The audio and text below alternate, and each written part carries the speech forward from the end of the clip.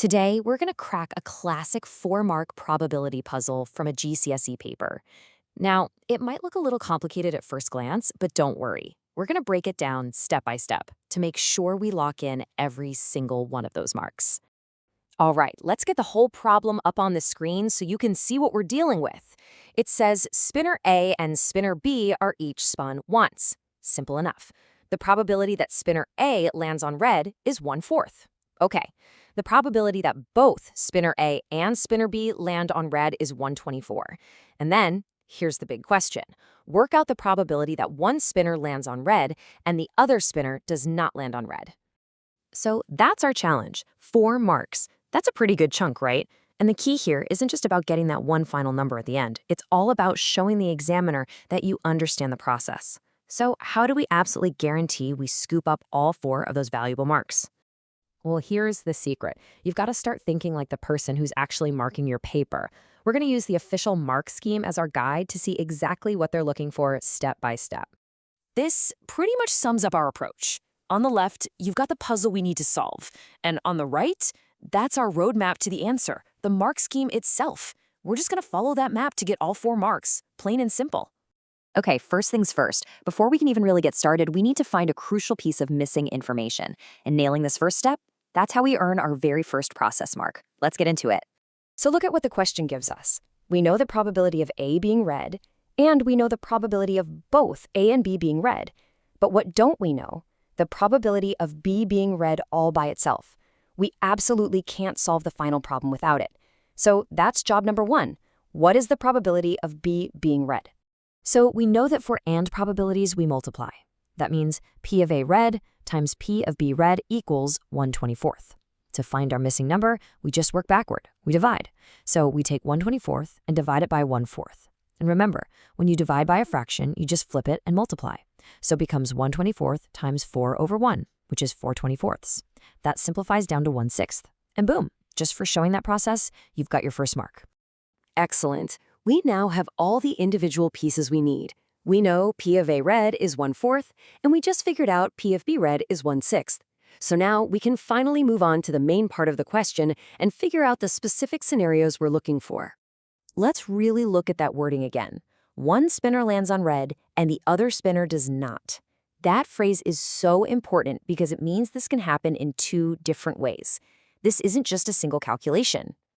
And here are those 2 ways side by side. You could have scenario 1, spinner A lands on red, and spinner B does not land on red.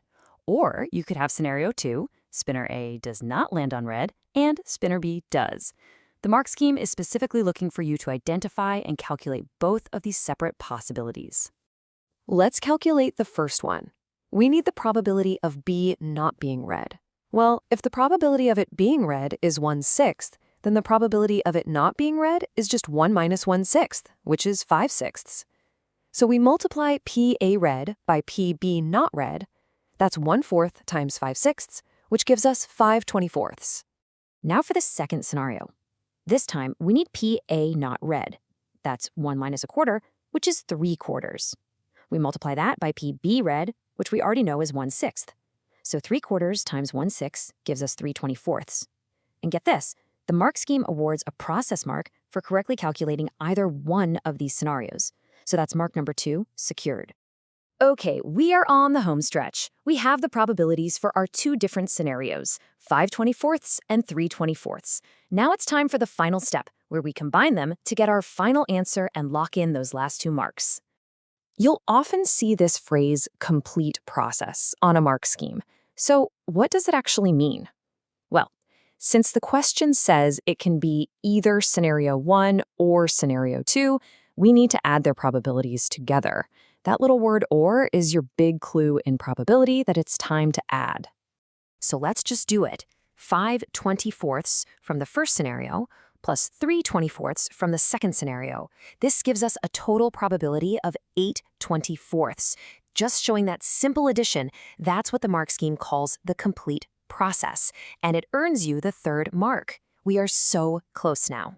And for the grand finale, we simplify. 8/24? Well, 8 fits into 24 exactly 3 times, so it simplifies down to 1/3.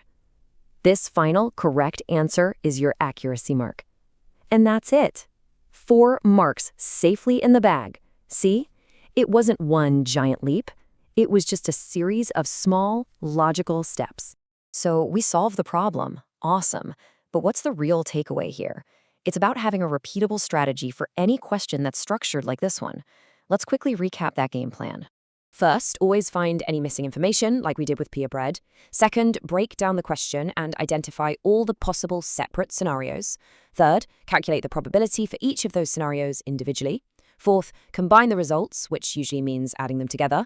And the golden rule, always show you're working at every single stage. That's how you pick up those process marks, even if you make a tiny slip up at the end. So remember, it's not just about the math, it's about the method. By breaking a problem down based on how it's actually marked, you create a super clear path to the answer. It's almost like having a cheat code. Now that you can think this way, what other tricky questions could you go and decode?